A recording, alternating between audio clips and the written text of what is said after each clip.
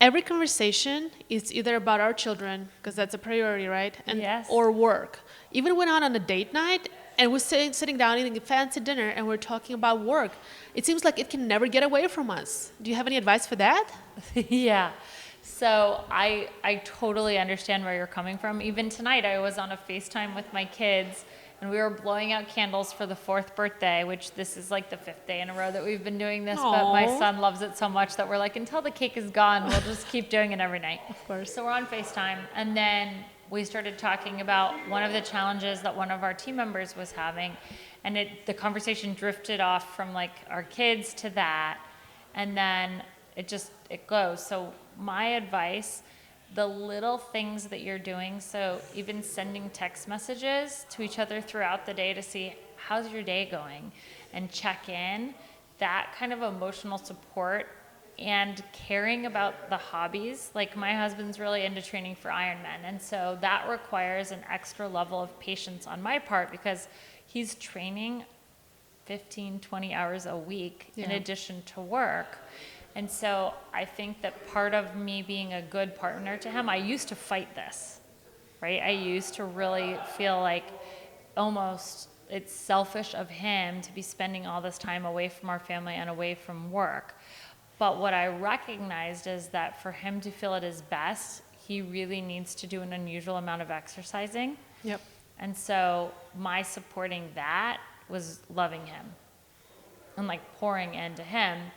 So I started encouraging that more and being more flexible. And if I needed to hire a babysitter so that I could have a date with my friends, just putting the right systems in place to have that support.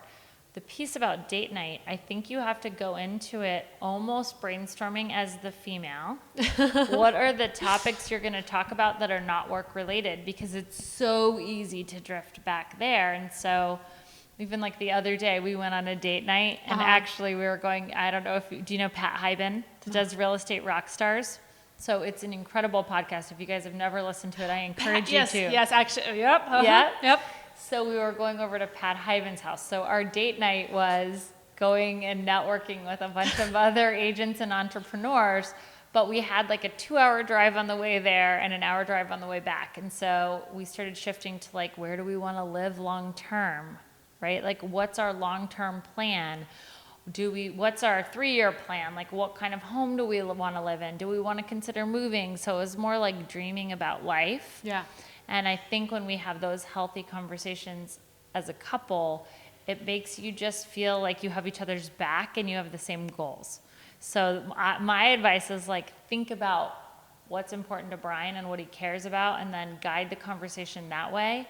And you practice restraint. Don't say like, tonight we're not talking about work, because then that's going to make you even want to talk about it more, right? Instead say like, hey, one of the things I wanted to talk about tonight is like, where do you want to retire?